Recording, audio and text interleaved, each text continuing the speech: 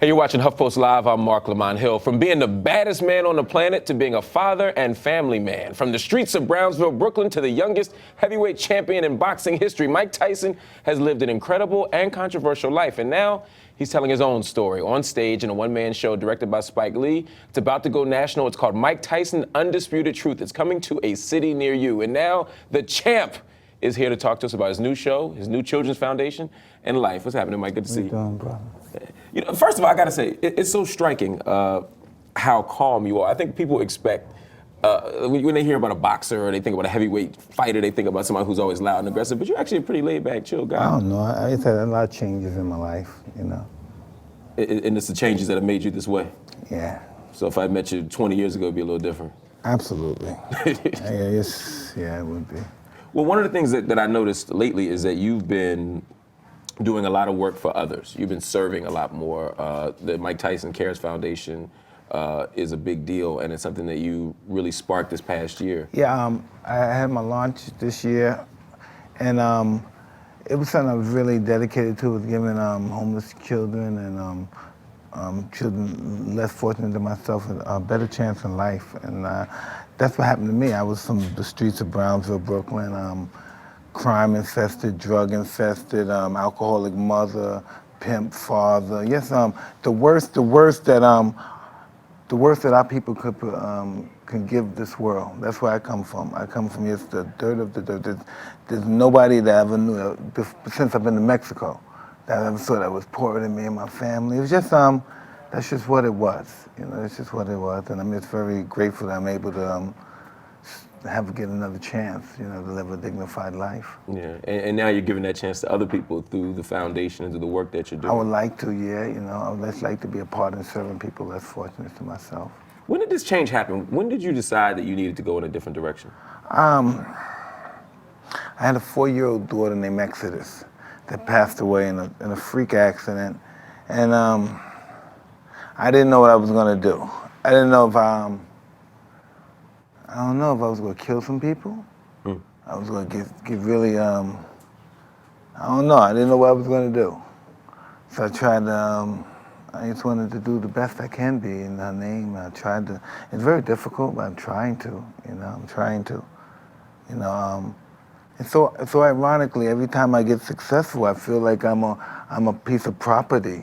You know, I feel like these are things that I have to do and this and that. And I don't think I like living my life like that and stuff. But this is just why I changed and wanted to change my life for my daughter. And I just wanted to do something good for her, you know. And didn't want her to have the drug addict father and the crazy father. I just wanted different stuff. Yeah, I'm glad you mentioned that, because one of the things that, you know, people have talked about consistently is the drugs, right? That you know, at different times you've struggled with substance abuse. I know you mentioned recently that when you were doing the Hangover, when you were in the set of The Hangover, you said that you were high. Yeah, I was high. You know, I'm not it's not like I'm a high guy who goes, hey, I'm not that kind of a high guy. I'm the mellow high guy. I love everybody when I'm high. You can have all my money and my credit cards and my cards. Oh, you're that guy. Yeah, so you don't have to worry about that. You know, just when I'm sober that I have problems. Just when I'm sober. Okay, let's talk about my show. I guess my wife wants to talk about the show now. I guess, fuck. Yeah, we're gonna come back to the high thing though, because it's still an interesting question though, man. Because I know you want to be sober and clean. Is that still a struggle for you? Like, for example, when you were in a set of The Hangover, you said you were high on cocaine. Is that like is that just a recreational thing at this point? Do you feel like you have it under control? No, I'm full blown addict at the time. Full blown.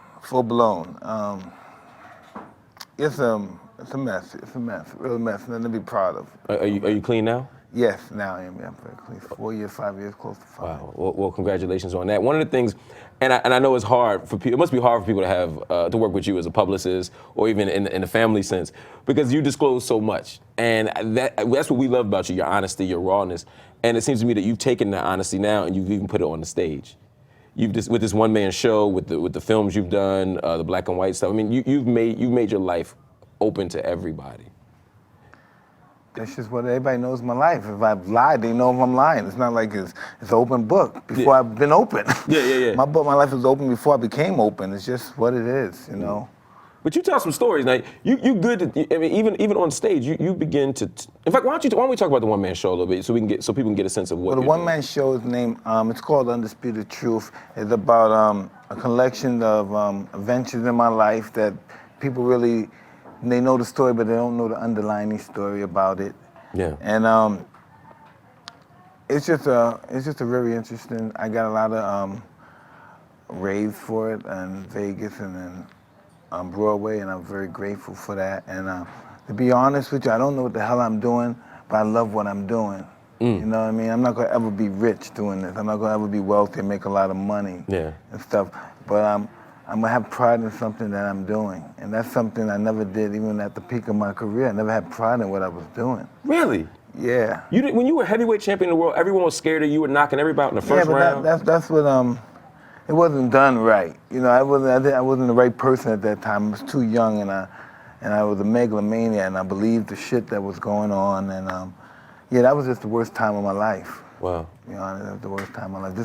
This is turning around to become a real good moment of my life. You know, it's working on. This is a struggle. This new stuff coming along. People thinking that I'm a nice guy. I've been a piece of garbage all my life with these people, and all of a sudden I'm a great guy, I'm a nice guy, he has potential and stuff, and it's hard taking that stuff in. I'm still on the defense about stuff and about who I am. I don't have a good psychological opinion about myself most of the time, but I'm good. I'm good at what I do, what I love to do, and I love to entertain people, and I'm good at that, and that's really all that should matter, and worrying about my personal well-being shouldn't be anybody else's concern. Well, do you think some of it's out of love, though? I mean, there are people, for example, I grew up watching you, I was a big fan, and when I've seen in the news different stories come out, different struggles that I've heard about, I genuinely was worried and concerned. I mean, there were a lot of us who said, we hope. Yeah, don't be concerned about me. Don't be so quick to agree with me or get too close to me. You know, I appreciate that. That's just all emotion, but this is just how I handle my life and stuff, you know? Yeah.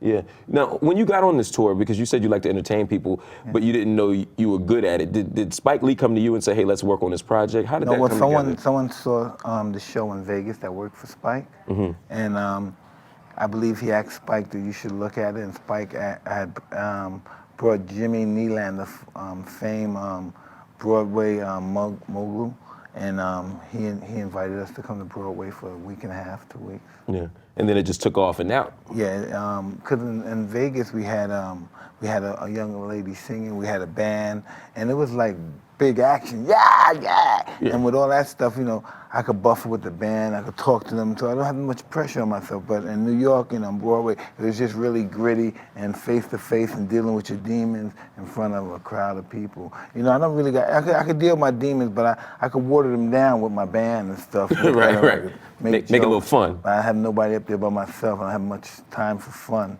So I just give them the story, and some of it's funny to most of them, so I just work off of that stuff. I don't think it's funny, right? You know, but I work off of that. What parts do people find funny the most?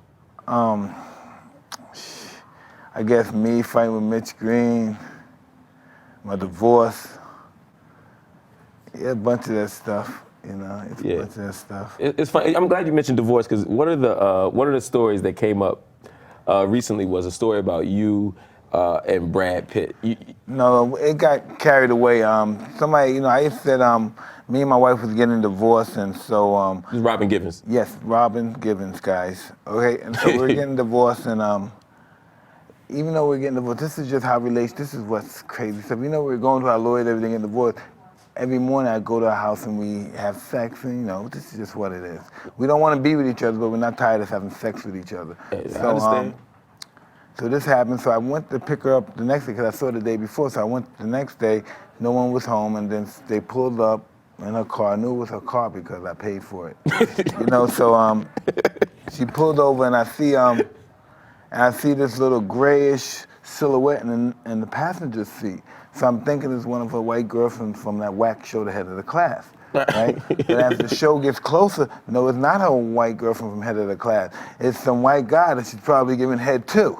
All right? So when they get closer, you know what I mean, they see me, but Brad must have been smoking a joint, or he must have been drinking something, because he was real close to me in the car, and he had no idea. He didn't see me.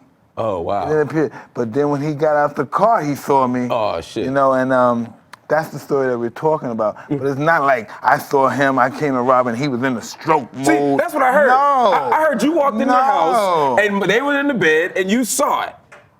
Oh man, then me and Brad would have a 20-year-old by then, right? That was to happen, but no, it didn't happen.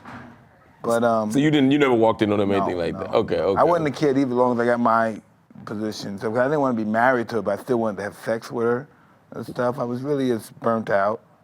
Didn't know how to handle those feelings and stuff. Just strung out like a research monkey. Please don't leave me. Please, please, please. I love you.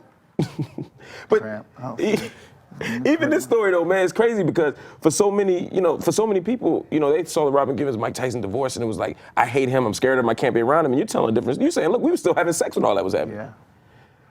Yeah. I wasn't that I just wasn't that sophisticated with women back then.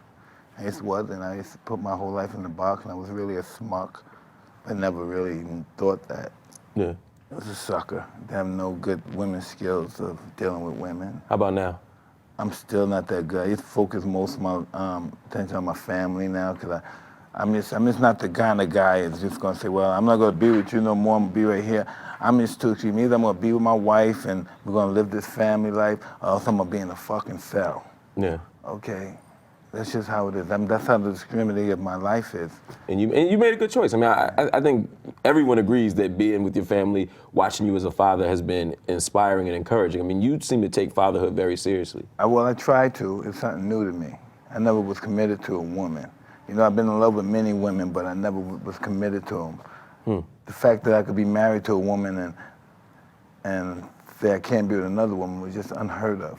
Because I thought that was my right to manhood, to be able to have whatever I want, because that's what I'm told. That's what everyone's told. That's what's sophisticated. That's what educated men tell us. We're men and women listen to us and this and that. And I realized that as I got older, this is the wrong information I received. And now you're able to be the monogamous father. Well, that's just what I wanted to be. The reason why I never was before, because I never really wanted to be. Yeah. I never wanted to be. One of the things that I always found interesting about you was how introspective you are. You have a great analysis of yourself. You always ever say, I was like this and now I'm not like this anymore. This is my weakness, this is my strength. Is that something that you just naturally had or is that? No, never. I just had I know who I am. I know I have a massive ego, but I have such a low self-esteem. And the two can't collide with one another. So I have to, in between that gap, I have to build some substance in between. Where does that substance come from for you? It's just come from working consistently and working on yourself as a better person, analyzing yourself. Therapy? I wish I need more therapy, God, but hey, we all do, man. But that's just what it's about, because I'm a broken individual. There's no way I'm gonna be a perfect guy because I'm doing things that accomplishments, these tangible accomplishments. I still need a lot of work on myself, and until I receive more moral achievements. Life is just gonna stay where it is at now. In order for me to transcend and, supersede my consciousness, I have to just be that person. I have to be very responsible. There are some people in your life. I want to run some people past you just to get a sense of sort of where you are now as you think about them. For example, Customato, you mentioned him earlier. Yes. Yes. Who is he to you and now in retrospect? Just man, I can't really know. And this is the only part of my life that I don't have figured out. How do I come from Brownsville or some, whatever, Spofford, some group home, some institution? I meet this old Italian guy, and I really plan to rob his house. Because I never saw a house so beautiful before. Yeah. So many trinkets. But this guy talks to me, and next thing you know, he was my introduction to narcissism. How so? Because he affirmed me, affirmation, constantly told me about my greatness, about about my concentration, everything. You're starting to look better now too, Mike. You're starting to become more handsomer. He just constant everything, and I affirmed it by he put me under hypnosis. He prepared me to be a fighter to the end. I don't think I am. I'm not a born fighter. I'm not gonna go for that. I was born to be champion. I met this man, I was borderline coward, And this man, Right, because you were bullied growing up. yeah, but this guy took me to another level of just, and even though I was afraid, but just not being afraid to do what you have to do. Even though you're scared to death, still smash his face. You know, that's just the kind of guy he was. Yeah. And I don't know if that was, it was good. He's not good for everybody. I don't think that, but he's the best thing that ever happened in my life. At that stage, no doubt. I would never be here talking to you if I never met that man, because no one could convey that message to me. I don't care who no one can convey that message to me to the core of my loins like he can. He knew how to do it. Yeah, he knew how to motivate me and inspire me. How about Don King? Don King, what about him? In retrospect, now you have some distance. Oh, I don't care, he's just doing what he does, you know what I mean? I don't have no hard feelings for nobody, I forgive everybody for who I believe did bad stuff to me, because I've done a lot of bad stuff, and I would like them to forgive me as well. Is it ever hard, though, when you think about how much money he amassed, some would argue, on your back? Now listen, this whole world is about you ain't shit unless you got some money, right? Yeah. You doing this show, if you don't got no stamps, you ain't getting nothing. You're nothing. You gotta build, you gotta work in, and you gotta commit to a relationship. Nobody gonna want you. Yeah. You know what I mean? This is our society. You're a great guy. You're a good guy so far. You helped the brother on death row. Nobody cares about him. You know what I mean? And the people that do can't help him. You help that guy. You know what I mean? Nobody cares about nobody out here. Yeah. You know what I mean? That's just what it is. You know what I mean? Who else is helping them besides people who know? You just came out of the blue and you just wanted to contribute to a cause. Yeah, yeah. You know? There's some people out there, you're doing some good stuff too. Let me ask you about somebody else. Now, this is interesting. I always think back to 1990, I guess that was 1997, the fight with Evander Holyfield. When you think back on that fight, in some ways that was a turning point in your career too, in terms of how people understood you. What happened that night? Were you, specifically the ear biting thing, was that something that happened because you were angry, or did you deep down think you couldn't beat him? I just know, I didn't understand how he beat me the first time, because I know during the first round I started getting dizzy. And somebody was telling me he was butting you. He constantly butt you. But I didn't see, even though we were fighting, I couldn't see him butting because he was so magnificent in doing it. Yeah. And I I remember I had the second fight, and I started feeling that weak, and my head busting. I was just very frustrated and angry. Yeah. And I wanted him to feel the pain that I felt, because I knew once I felt the blood, I knew they was going to just try to stop the fight. Yeah, yeah. And I just was undisciplined, and I just was really mad and immature kid, and I did that. If you could do it again, would you? Not that fight in particular, but sort of your career. What could you have done to make your career longer, or to have been a different type of champion? I was way over my head. There's nothing I could have done to make anything not turn out the way it did. You feel like it just had to go this way? Yeah, because I don't know what's happening in my life. I don't know where I'm going in my life. I just know that I'm on a course, and I have objectives and stuff. Yeah. But I really don't know where I'm going in my life. Yeah. You know, I'm just very grateful that people have chose to just allow me to be a part of entertaining them. But I don't know where I'm going. I just hope it's positive. Listen, I'm not in a club. I'm not trying to screw somebody. This is just a change in my life, and I'm scared being this change. Sometimes I feel, you're a stupid motherfucker, Mike, doing this. Really? You're wasting all your time on this bullshit when you could be doing this. But that's the only reason. That's because that's what I'm accustomed to. Everything new that I'm doing now is scary to death. I don't know if my wife is going to leave me. I'm not too damn social, all this is just new. Being television friendly is new. I have to talk to a guy in an interview, and he said something disrespectful to me. And my wife said, well, tell him this like it's nothing, but she is not enduring the pain that I'm doing. She's not taking it like I'm taking it and stuff. And so I have to do this, because if I don't do this, I'm not going to have my family, everything that's working good is not going to work. Yeah, but you seem to take a lot of stuff to heart. I mean, I'm hearing you talk, whether it's a TV interviewer who asks you a question is disrespectful, or whether it's no, because I know I don't listen. I'm not asking for any quarters from no one, but it's just that I understand I'm here trying so hard. I'm breaking my butt, and I know I'm not here to get personal. No, I'm even doing a borderline Uncle Tom job, You feel like that? And listen to me, brother. You know what I mean?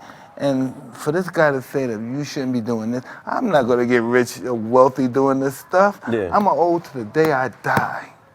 Listen, this is the real, and this guy's giving me a break that I shouldn't be doing anything. Do you want me to starve to death? Do you want my wife and children to starve? I shouldn't have shit, he said.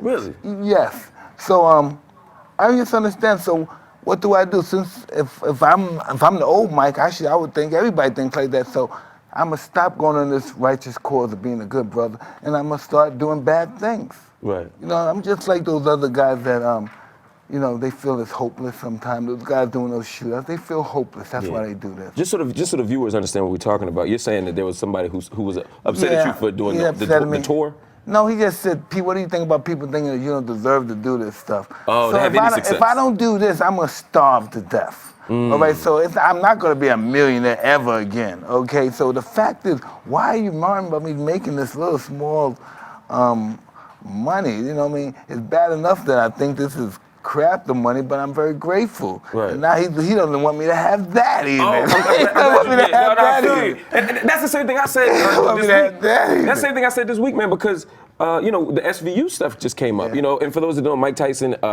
just taped a really, really powerful guest role on Law & Order Special Victims Unit. And there's been an online petition saying they don't even want you to be on that show. And I said, the man, whatever happened in the past, you know, is one thing, but now people are saying you have to act. They don't want you on the show at all. I don't know. Listen, I'm just very grateful everybody on the show was kind to me. I don't expect to be treated good in this world, in this life. I don't expect to be no red carpet or anything I get. Anything that anybody gave me, either I worked my ass for it or it's, you know, it's just really not good business. But no one ever gave me anything, you know.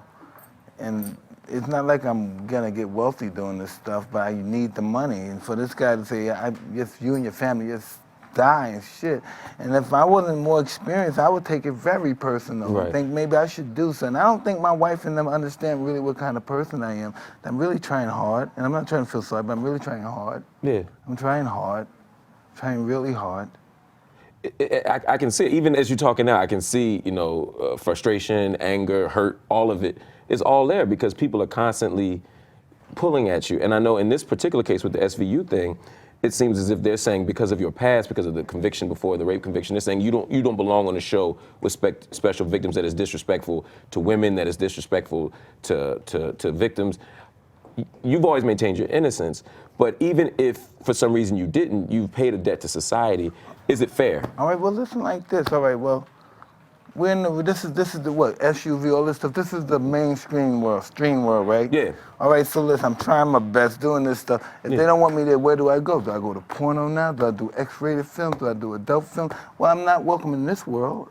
Yeah. And I don't know. You tell me then, you know? That's a good question. Talk to me before we run about moving forward, man, because you have so many things going on at once. You got the foundation, you have your great family life, you're moving forward. Yeah, that's true, but I like to tell sometimes how I feel, because sometimes you guys want to hear how I feel. You want me to be real, right? No, I appreciate I'm real. it. I'm just a human being. I get fucking mad, all right?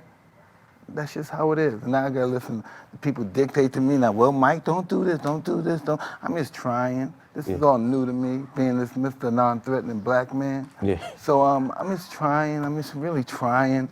I'm trying not to give up. I hear it in your voice, man. I'm trying not to give up. I'm really trying not to. I'm putting on my shrink hat for a minute, but you know, I think the key for you, man, is to do what you're doing, to stay strong, to keep positive people around you. You seem to have positive people surrounding you now, people who care about you. You have a wonderful wife who's supporting you and who loves you unconditionally. You say you're worried about her leaving, but it sounds like you have a strong. You know, I'm a damaged person. I'm not no regular guy like you interview. I'm a different kind of person. Okay, I've been through a lot of trauma. I've been treated worse than anybody.